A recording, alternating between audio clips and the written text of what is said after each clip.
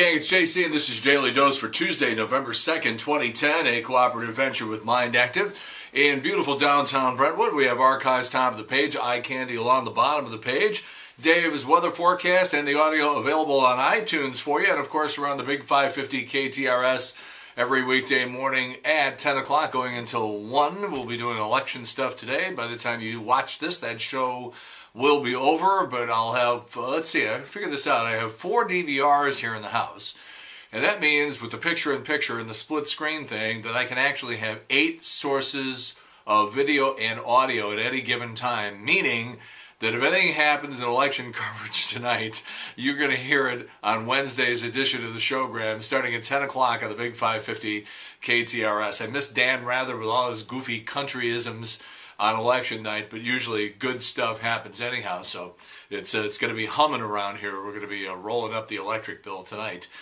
here in the palatial Corcoran household.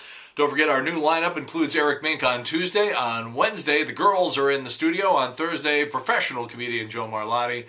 And Friday, it's The Smash, and we have received an avalanche of submissions on our Mixtape Friday feature. More about that tomorrow on the Daily Dose. If you can't listen, by the way, if you're at work and you're just not available between 10 and 1, we're asking you to download the app. Tune In Radio. It's called Tune In Radio for $1.99. You can get the show and you can record it and everything like that. And of course, highlights on KTRS.com. This is it, the final day of the campaign, which means these obnoxious TV commercials are over. I've been thinking a lot about what I want to say about those TV commercials. We'll get to that in a couple of days, but this is finally it. I'm not even sure. What do we go back now when you watch TV and listen to the radio? You just get back to like car companies and, Target and restaurants and things like that. We haven't heard that stuff in so long.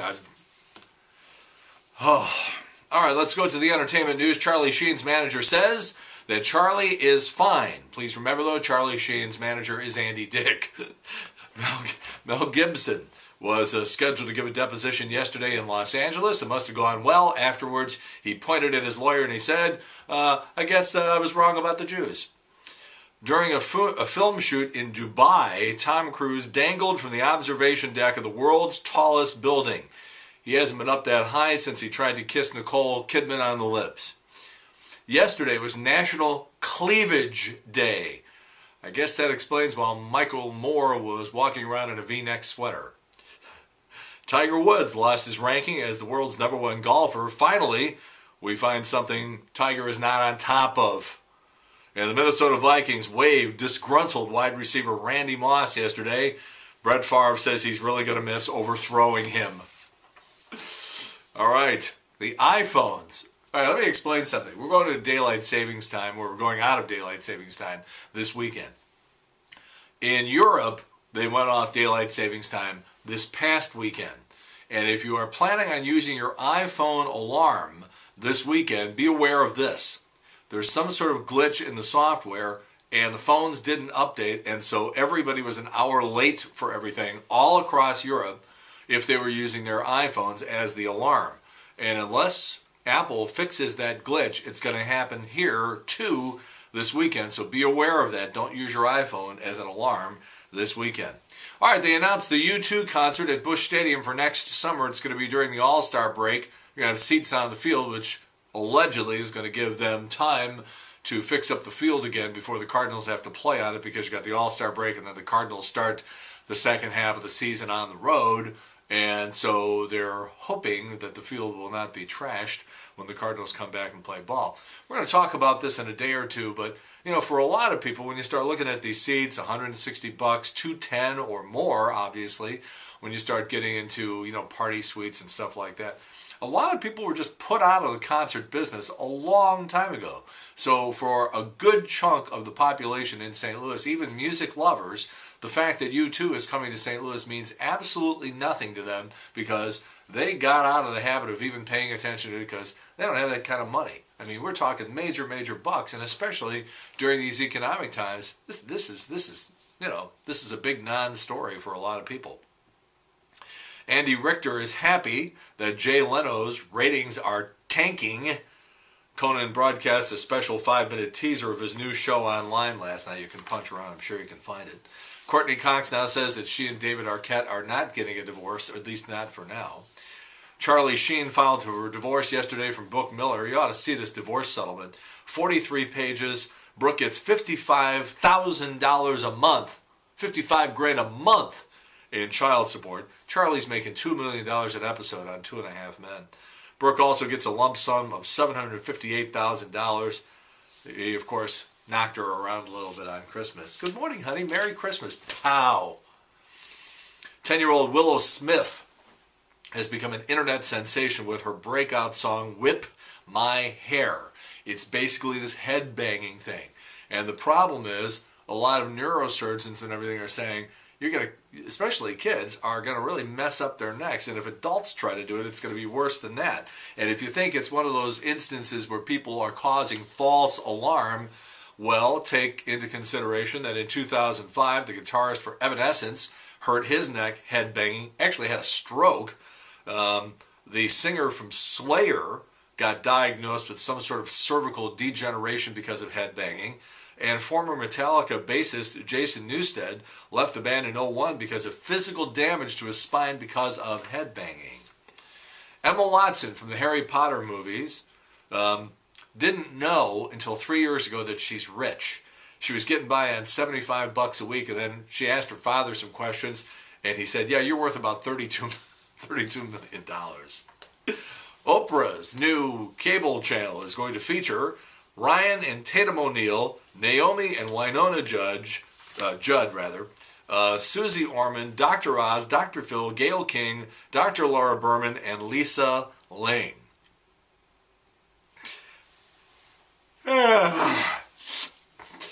Huh?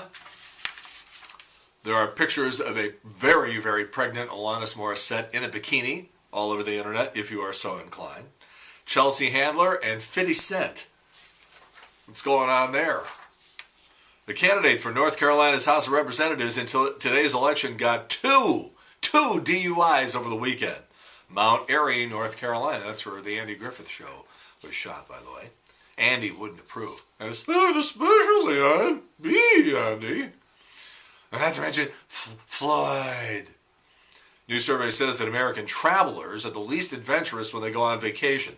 This is one of these bullshit stories that it's like, who cares if I don't go up to the Mayan ruins or eat a fried tarantula or haggle at a local market? So these people who did this survey think that if you go on vacation and you don't do this stuff, that somehow there's something wrong with you. What about getting up about 11:30 every day, having some lunch down at the beach, and immediately starting to get drunk, and then repeating the process for 5 consecutive days? I don't need any Mayan ruins or eat a fried tarantula. The average American has $16,000 in debt, not including a mortgage. Whee!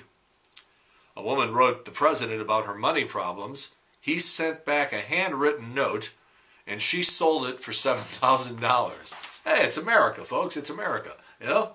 That's very enterprising on her part. New on video today, Toy Story 3 and the 45th anniversary edition of The Sound of Music. Who would go out and buy the Facts of Life box set? A 4-disc set. It's available starting today. But the Larry Sanders Show, complete series, 17 discs. That's another story. That's pretty cool. And also, I want to call your attention to this thing. It's the 25th anniversary Rock and Roll Hall of Fame concerts. This thing ran on, I want to say it was HBO. I think it was last January, and we caught it. Anyhow, you get a 4-disc boxed set of the October 2009 show.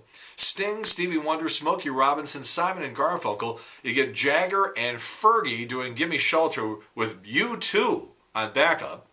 Springsteen and Billy Joel doing Born to Run, and Paul Simon, David Crosby, and Graham Nash singing Here Comes the Sun. Those are some of the highlights. We saw most of that show, and it's outstanding. That's available starting today. Dancing with the Stars, here comes Taylor Swift and Rod Stewart tonight. And election coverage all over the place. Basically, all of the late-night talk shows are preempted for election coverage. I'm going to be watching a lot of Comedy Central because Jon Stewart and Stephen Colbert, I just think that that's going to be fabulous tonight. All right, birthdays. David Schwimmer from Friends is 44. Nelly from right here in St. Louis is 36. Michael Buffer, the Let's Get Ready to Rumble guy. Pretty good gig, huh? Just show up and go, put on a tux, get in the ring, say, let's get ready to rumble, and go back to the hotel and get like $50,000. Good gig. Keith Emerson, Lake and Palmer, 66. Pat Buchanan, racist, 72. On this date in 1966, Walt Disney went to the doctor and said, I'm not feeling good. They found a cancerous spot on his lung. He died a month later. And that's pretty much it as far as that stuff is concerned. All right, so we got a brand new video village that we put up starting yesterday, and it goes back to 1993. Remember the movie Alive, where the plane crashed with the South American rugby players on it, and they had to start eating each other?